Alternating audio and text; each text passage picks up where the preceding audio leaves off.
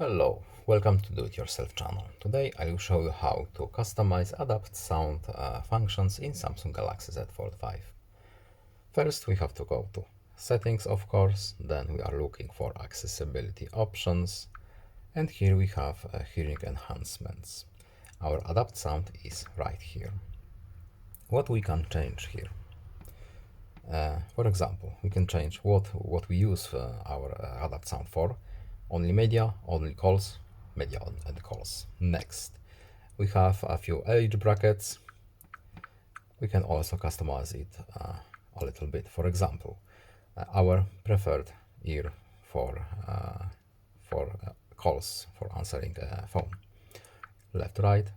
Also a sound preference, clear or soft. Few options, always nice to have. You can also test our hearing, but we need headphones for that.